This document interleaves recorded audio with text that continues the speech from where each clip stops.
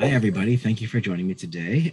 It's a special day as we released a new limited, maybe you have seen in your email, something very fun by artist Tami Coatsworth, and she is here today to talk about it with us, which I am incredibly grateful for.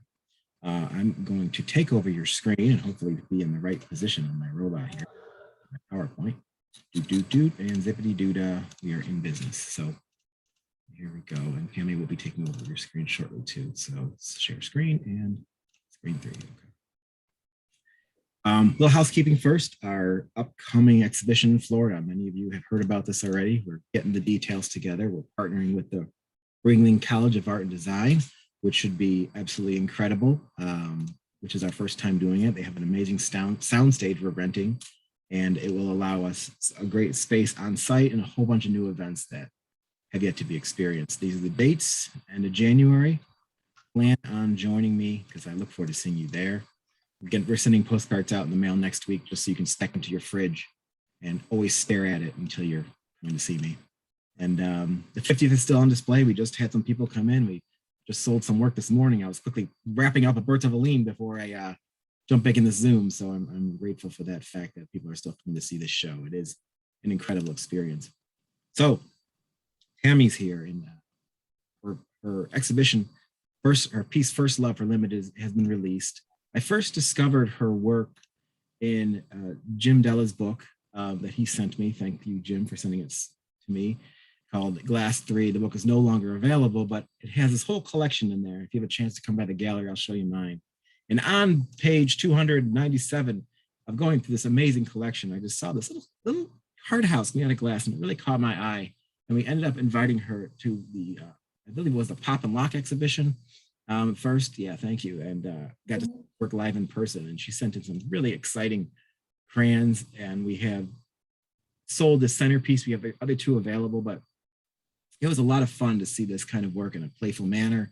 And it has such a relationship to the children and that memory of childhood. So without further ado, stop sharing my screen and invite Tami to take over and say hi to everybody.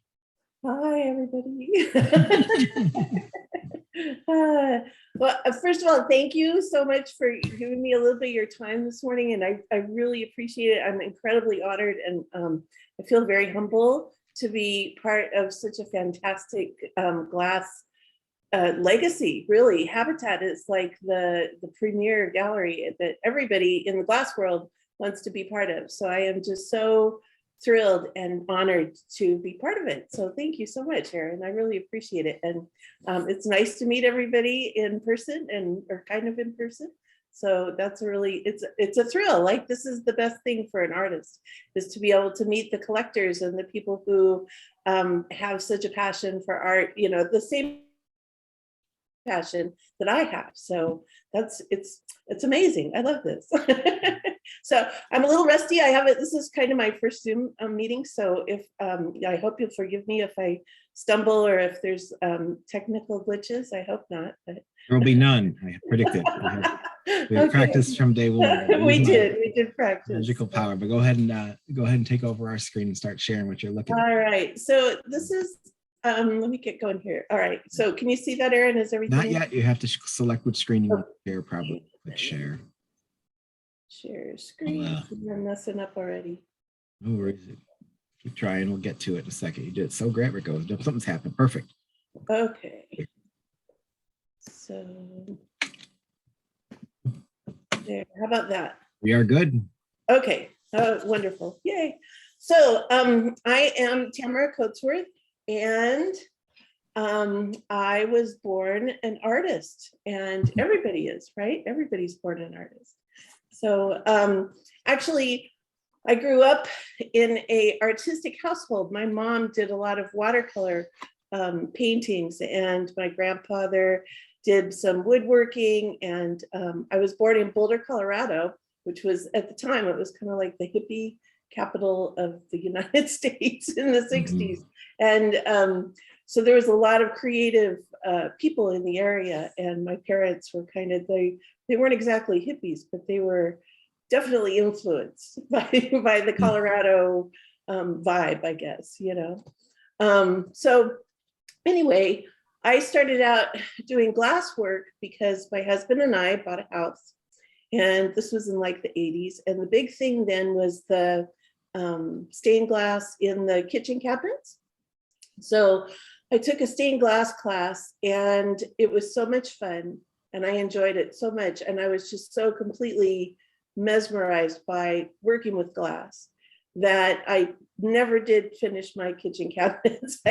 There's too many possibilities, you know, I couldn't make up my mind, and the colors, and I was just really captivated by all of it. So I started out doing some production pieces, and this is a shot of me back in the 80s or 90s, I guess. And I bought a kiln and started doing some kiln work. And I went to work at a glass warehouse in Colorado. And I worked there for a few years, and I did some production stained glass for other artists. And so I've been working with glass for more than 30 years now, which is it makes me feel old. Experience is what we say. Experienced, yeah. We moved from Colorado. My family decided to move to Washington State. And when we moved, I thought it was the perfect opportunity to actually open up a retail store. So by then I had some experience under my belt. And so I opened up TLC Glass Design, and it was a retail store and studio in Selah, Washington, outside of Yakima. And I did that for a while. I did a bunch of architectural commissions for the churches up there and stuff. And then we moved to Idaho in 2001. And when we moved here, I had every intent of opening a stained glass store again. But Idaho at that time wasn't quite ready for it. There wasn't enough, believe it or not, the population was so much smaller. And I don't think that there would have been there was already somebody here who kind of had the market cornered. So it was actually a really good thing, though, because it gave me a chance to work on some of the stuff that I really wanted to work on that really appealed to me, which was more gallery pieces and not so much production stuff or things for other people. So anyway, like I said, I was born in 1964. So 64 was the very last year for the baby boomers. And I think as the very last of the baby boomers, we collectively have a history of wanting the things that we grew up with, and the nostalgia and and I don't even think it's necessarily the boomer generation. I think it actually goes back before that. Every generation, I think, seems to have a nostalgia for the things that they grew up with in their childhood, and you know, just to kind of bring that back into you know, happy days. Think of the simple life, and some before taxes and mortgages and all of that stuff, right? Right. Thank you. So this is actually something that my husband and I really embrace. And this is a picture of a jukebox that is right here. This is the foyer of my house. My studio's back there, kind of in the background. We actually live this. This is part of like what we, you know, this is the stuff that we live with every day. So my husband restored the jukebox. We've got a gas pump in the foyer that he restored. I've got drive-in speakers above my studio here. So this is really like what we, my husband's Volkswagen again. So we're kind of into like the classic nostalgia, you know, the 60s, 70s era. So, which kind of in a way goes back to the pop art thing. And I think that, you know, Warhol, of course, was known for the pop art, but I think that he was actually influenced by some of the earlier pieces, like this one by Marcel Duchamp. So again, the funny thing, when I was doing a little bit of research, Andy Warhol was actually born in 1928, which was the year that this piece came out. And again, it's sort of like, you're looking at it as, you know, this is not a pipe, which is hilarious because it's not a pipe. It's not, you know, it's a print, it's a picture of a pipe. So it's really, in a way, the very first type of pop art, or using a ready-made object as art and elevating it to something that's more, you know, just like it's not a pipe, it's art, right? Icon, right. So Some of my influences, of course, are like Andy Warhol. I love Warhol's work. And then I like Lichtenstein as well, the pop art. Jeff Koons is another one. He's a newer artist, but I like well, obviously the shininess of it and stuff. But again, it takes a normal average object and elevates it to art just by, making, in his case, he makes it bigger, they're room-sized balloon dogs, but it's the same. It's the, for me at least, bigger is not always better, because when you see a balloon dog in person, it's a little overwhelming, the scale of it. But one of the things that Kuhn said, though, is that art is something that you can carry around in yourself. And I think that that's true. It's really not about the objects. The object is just like a memory or a token of how you feel about that particular thing. So, for me, at least, it could be the crayon box or a popcorn box or cards or anything like that, something that you grow up with, and you carry that memory around. And the physical object is just a reminder of that. So one of the things that I like to do, though, is play around with different premises. So, like, obviously, this is the Andy Warhol's Maryland's. And when I was doing the Andy Warhol crayon boxes, I thought, how would it be, wouldn't it be funny if the reason that Andy Warhol did the Maryland piece is because he only had a limited amount of crayons, all his crayons were one color. And that's why he, did the Maryland in that particular colorway. So sometimes it's fun just to, it's a little bit of thinking outside the box. And speaking of boxes and pop art, this is another one of my pieces. This was done in 2004, popcorn, which is a lot of fun. And again, this is a regular scale, like a human-sized scale piece. And I think by keeping it the same size, it makes it more intimate. And it is something that you actually have and remember and can hold. These are some more pieces. One of the things for me at least, is the theme of making glass look like something else. So it may be making glass look like cardboard or paper or bubbles or clothespins or matches. This is another piece that I did. Sometimes you can put a little bit of the artist, it's your prerogative to, maybe make a small political statement with the pieces. So this was called Extinguished. And I think that, it has a little bit of a, this is Endangered. Same thing where you make glass look like something else. So it's like the matches and the cardboard box. There's the two together. And then of course, Endless Possibilities, which for me, at least when I was a kid, the biggest crayon box that you could get was the 64. And it had this sharpener on the back, and that was kind of like the epitome of crayons. And every year, at the beginning of the school year, when you get a new box of crayons and you open it up and it has that wonderful smell, there's like a crayon smell. And it's just like it's like endless possibilities that you can just do anything you want with a box of crayons. So and here's a close-up of these are my glass crayons. And this is a replica of a balsa wood airplane that I made. So again, making glass look like something that it's not, like it's balsa wood. There's another version of that same.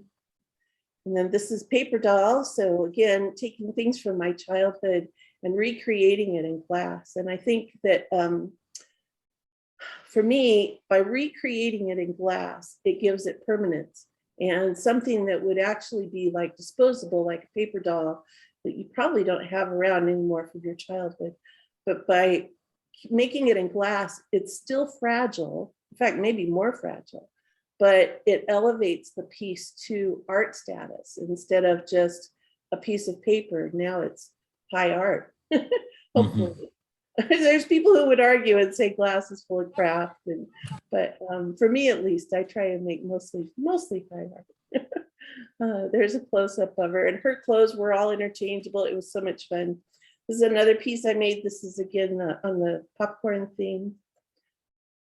The Cracker Jack, that was a lot of fun. And some gum wrappers. These were a little bit oversized, but they're wall pieces. That was fun to make. And so for me, I've done a couple residencies, and I've got, oh my gosh, some incredible teachers that I've worked with. But usually my process starts with an idea.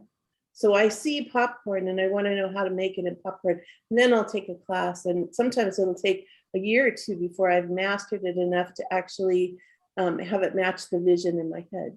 So I took a airbrushing class to make the paper doll, and it took me probably about a year of, semi-regular practicing before I felt comfortable enough to airbrush on her features and stuff like that. So, and I was down in Vegas taking classes and seminars and with all these like biker guys that were doing airbrushing on cars. So, and I'm like, no, I'm going to do something completely different. Where's your bike? Oh yeah. So it was pretty wild, but at the time that was the only place that I could find that would teach me, airbrushing. So, and the shading and all of that, it's crazy complicated.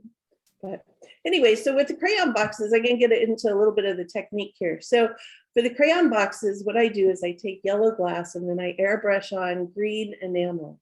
And for these, it's pretty easy because it's just one, multiple coats actually of green enamel. And then I add a little stencil, and the stencil is made with a photoresist process. So it's a film and it's exposed to a transparency that's been used, I get a transparency and make it in black and white, and then I use that to expose the film. And then the film is actually, and I've got a little piece here, this is what it looks like when it's ready to be stuck to the glass. So it's just, and it just peels off. So I put that on the glass, and then I take it out to my sandblaster and I sandblast them, and they come back, or when they're done, they kind of look like this. And then from here, the edges are cleaned up and trimmed up. I've got different saws and cold working equipment and stuff like that out in my garage. And I bevel the sides so that they fit together really nicely. I do the same thing for the big crayon box, except this one actually goes through another process with silk screening to get the colors in. So airbrushing is terrific, but it's really just like, it works best for like a one color thing, for the airbrushing and sandblasting. So then for the casting part, or to make the actual crayons, I originally started out with, because this idea came to me, I thought, well, I'll just use the regular crayons because they're already waxed, and I use the lost wax process for casting. The problem with that was when I would cast them, they all different, believe it or not, different colors melt at different temperatures, and it ended up just being a big mess. So I looked around, and again, it took me a while, and it turns out that Crayola actually makes a toy to make your own crayons. So I bought the toy, and I got the little mold. That's what this is. And with that, I can actually make wax crayons that melt at a specific temperature, and it's so much easier. So I still can only make 3 at a time. So to do a crayon box, it takes probably an afternoon to get enough crayons lined up for to cast. So after that, I put them, it's hard to see, but there's a little bitty plug of clay at the bottom of the crayon, and that's just to hold it, to give it a little bit bigger reservoir to pour the glass in. Then I pour a mixture of plaster and silica flour in around the crayons, and then melt the wax back out, hence the lost wax, and then fill those up with the glass frit, small pieces of glass. And then they're fired in the kiln, and when they come out of the kiln, they look like this. And I have to break apart the molds and get the crayons out. So this is what they look like when they come right out of the kiln, and then I cut the little reservoir off. And any imperfections, sometimes there's bubbles or little nubs, or sometimes there's a void, and that can Sometimes they could be used, sometimes not. And then, of course, you have to put them back in rainbow order, because every time I got a new box of crayons when I was a kid, the first thing I did was take them out and put them back in rainbow order. So anyway, these are the same thing where you take the little stencil and paint it with, in this case, it's black glass enamel. And the black glass enamel is fired on. And then the little stencil that has the wiggle in there is applied, and then sandblasted on. So like I said, sometimes there's some duds, and it did take me quite a while to figure out exactly how to cast these long, narrow objects. So it's a real trick to get the glass to flow all the way down to the bottom of the mold, and to do it completely without a bunch of needles. And so that was a little bit of a trick. But it worked out. Finally, I got it, and I can make really good at crayons now. Those crayons inside that box then are full-size crayons then, correct? Yes, they are correct. Exactly. The only difference is that some of them don't have, so they start out looking like this. So the black glass enamel will just be sandblasted off at the top and not all the way down. So the whole label isn't actually sandblasted on. Right. Like this one. They look just like this. So the crayons that are in the box are actually are they glued in place, or how are they? Yes. Box.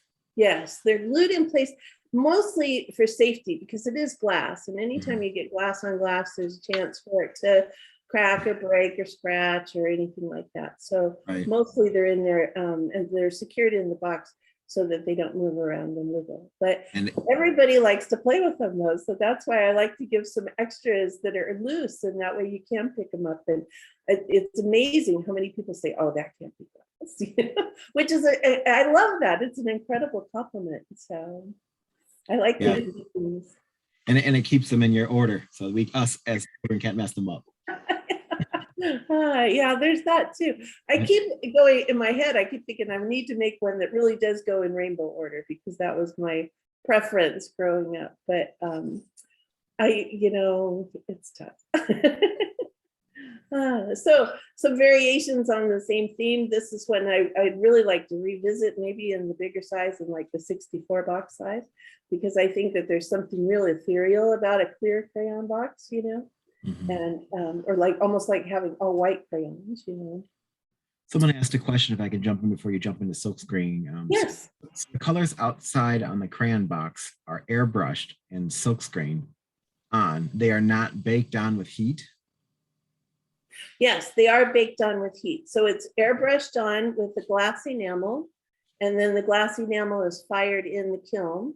And then I put on the little stencil, and then the stencil is sandblasted off, or the glass enamel is sandblasted off behind the stencil under it. And then someone asked another technical question. Do you vent the crayons?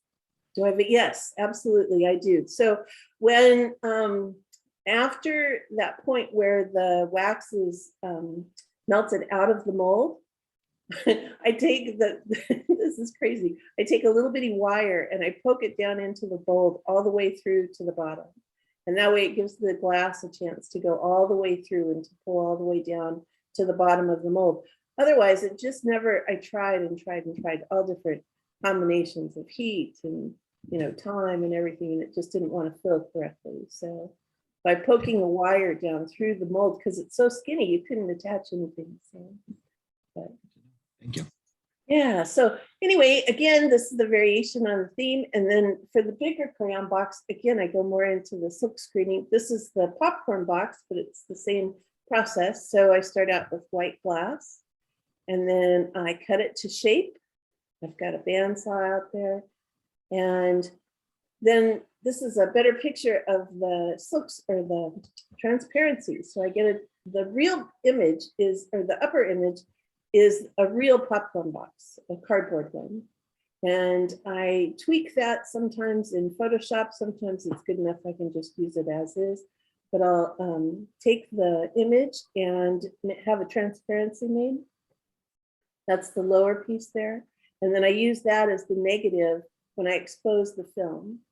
So the film is this pink background behind there, and in this next slide, you can see it's washed out, and then the red enamel is printed through the screen onto the glass that's been prepared ahead of time. So then those are fired. These are the pieces that are in the kiln ready to be fired. And hopefully when they all come out, they look terrific, just like this batch did. Sometimes though, red especially is a pain in the butt, and it wants to burn out and gray out, or it kind of turns salmon color. It's just, any ceramics, people have the same problem. It's getting a little bit better. I think there's more people using red enamel, and there's more education or experience. Yeah, exactly, going into it and stuff, and different formulas and stuff, so that it's a little bit more dependable, but it's still tricky, and you have to, it's this big dance between how much the kiln should be opened, because it likes an oxygenated atmosphere. So I'm venting the kiln, and I'm yeah, it gets a little crazy sometimes. But again, when it's done, it looks pretty good, and I bevel the sides and do some more clip working, polishing and stuff on the edges so that it fits together really well, and end up with a pretty good popcorn box. And then for the popcorn itself, again, this is another technique that I use. So I do lamp working. This is on a torch, making the little popcorns, and each one is made individually. It takes about 45 popcorns to fill a box, and those are made individually with the torch. And I can only do about 5 or 6 an hour. It takes a long time, and part of that is my equipment. I keep thinking I should upgrade and get a nicer torch, but yeah, I don't know. There's so many other things to spend money on. These are very cool. I didn't know it takes you so long to make each individual. Well, and some of it, to be fair, my attention span kind of wanes sometimes. Right. So after about an hour on the torch, I'm kind of like, okay, I'm done. But anyhow, those are then etched. I use a different, I've tried sandblasting them, but they're really hard to hang on to in the sandblasting cabinet. So the popcorn goes through an etching solution, and it takes the shine off, which makes them look even more authentic. And again, then they're kind of, I like to have them arranged kind of like a still life, like the crayons, because again, people like to pick them up and handle them, and they can't believe that it's really glass, which again, I love that. That's a huge compliment. So, and here's another variation on the same theme. This is more the style when I was a kid. We always had square boxes. And then the cards. So again, the nostalgia thing. When I was a kid, oh my gosh, I used to sit and play cards with my grandma all the time. We'd go over to grandma's house, and she'd want to play gin rummy. And so that's, it was my favorite thing. So I have all these terrific memories about playing cards. And one of the first, my favorite thing, we'd sit and try and stack the cards. Everybody, I think, has tried to do this at some point, where you stack the cards up and see what you can make, if you could do the pyramid. Or so these are some of the things that for me bring back incredible, wonderful memories, great memories of childhood. Only if you could have glued them back then. Right? So this is again a variation on that same thing. These are all these cards, at least, are life size. They're regular standard playing card size, but it's like how the door opens. It's great. Yes, absolutely. And then again, one of the things, for me at least, is to take something that's real common and everyday object and elevate it into art. So by making it in glass, these are silk screened Bazooka Joe panels. And all of a sudden you take something that's a comic that would have been thrown away usually, and just by making it in glass, it's a little bit bigger. These are like 18 by 20, I think, around there. And it's high art. Did you have to hand draw that out? Those, I did it. Most of them were in Photoshop. So okay. There is some hand drawing, but I do a lot of Photoshop stuff and a little bit in Adobe Illustrator. And now I've got a new program for my iPad that's called Procreate. And it's a graphic program that I just love. And it's so much easier than, for me at least, it's a lot easier than Photoshop and Illustrator. It's a vector-based, yeah. Cool. So the cardboard box, oh, here's another one. This is, again, taking a real program, the paper program that's, again, probably tossed, and recreating it in glass in a bigger scale. And here's another one. These were done for a collector. The animal crackers, same kind of thing. These are silk screened, and then the crackers were cast. And so for me, one of the things, and this can be kind of crazy, but when I do, well, there, you know, I'm always looking. My husband and I are always going to flea markets and to estate sales and stuff like that. So we're always looking for things that can be like a childhood memory. That'll be the next, piece for one of my pieces. And I think, you know, again, I like the Liechtenstein thing. I think that the comics would be a lot of fun. The Tinker Toys, of course. I'm always looking for old cardboard, whatever, but it's so hard to find. You know, it's like, if it's really hard to find things that didn't have a UPC label on the back, you know. I want to do the green stamps. I think that'd be fun. But this is my newest. I'm excited about this one. This is a Mr. Bubble box that I just found. And I'm a little nervous because pink glass is like red, so it's a little tricky, but I've started goofing with it. And I've got some tests that I've been doing. So one of the things too, it's because glass is so malleable, you can do so much with it. You can blow it and stretch it and print on it. And so it's fun to try different techniques and stuff like that with this. So this is some glass that I printed and then wove together. And I think that has some possibilities. I have to make it look more like fabric again, instead of glass. Printing here, layers of glass printed. This is a piece that I printed. It's actually back there behind me. And I just loved how it stretched and moved, and up close, it's just, it enthralls me. I don't know, there's something about the way it stretched. So I did a couple residencies in Europe. I did one in Ireland and one in Scotland. And when there's something about the atmosphere over there that's real moody. In France, it's probably the same, at least in places. And it's the light, the way the light moves. And so when I came home from these residencies, I was like, wow, how can I capture that? So I started doing a little bit more abstract pieces. This is a landscape based on a place in Ireland.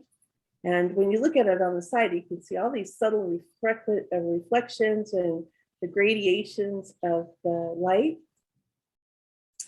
This is a piece that Erin has, and again, it's based on the seasons and the gradations. I just love that. And here's the same one that's kind of in primary colors.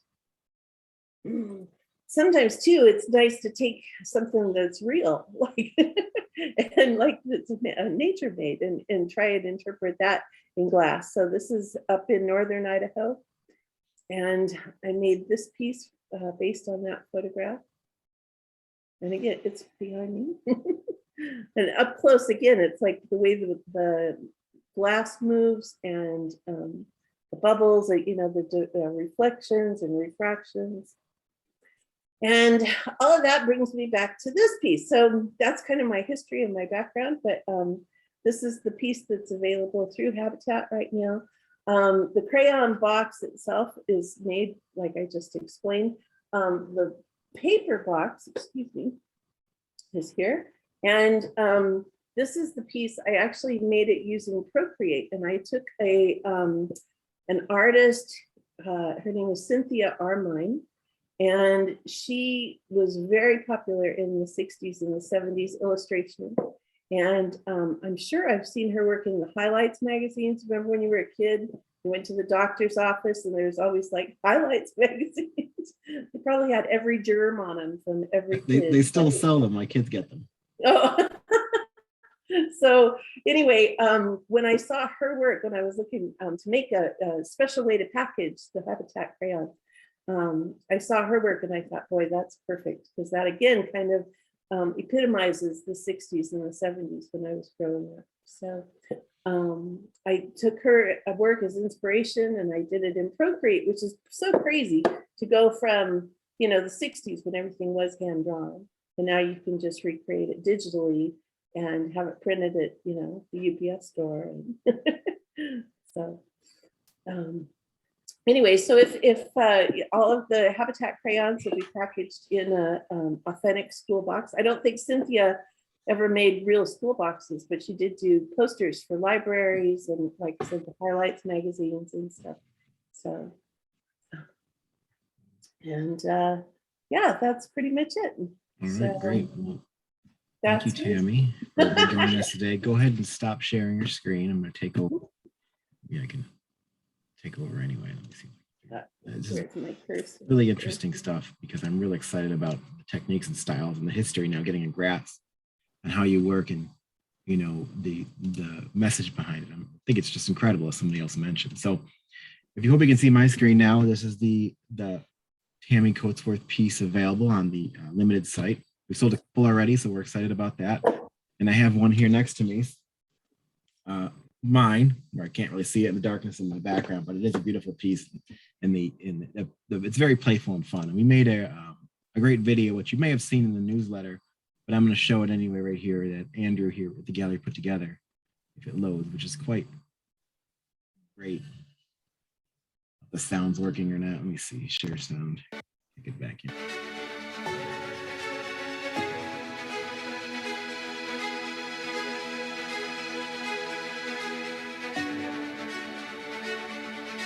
Fill your own name in.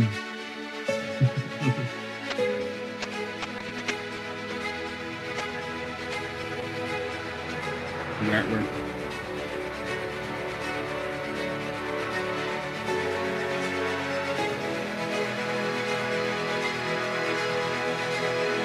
And you can see the whole thing spinning around again, both sides of the box. But in the box, there is a, I think there's some foam and stuff to hold the actual Crayola crayon in place, along with the crayons. It's a lot of fun. And so they're $2,500, including shipping. And they really are one of the best limiteds we have offered so far during this fun SAR way we're doing, offering these pieces through them. They're made unique, as you saw in this process. Everyone takes time, and I'm very impressed with her process. And I'm in love with her popcorn. I want to fill my office with it. It's so much fun, these different styles and techniques. But get yours today before they're sold out. There's only 10 available in the body of work right now. So if you have a place for one, feel free to contact me and order one, or order one online. It'll be up on the Habatat website, the Habatat Limited page, or contact me via email or call me. So thank you, Tami, for joining us today. This is a lot of fun. Thank you all for joining. Oh, my pleasure. Thank you. Thank you, Erin.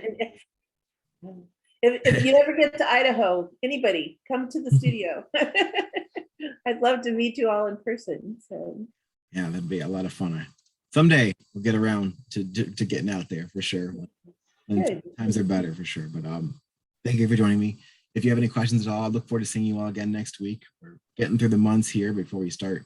The new year starts. So I want to wish everybody a happy and safe Thanksgiving with their family and friends.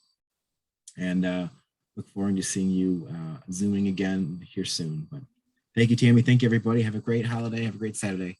And we'll see you soon. Happy Thanksgiving, everybody. yes, thank you. Thank you so much. Be well.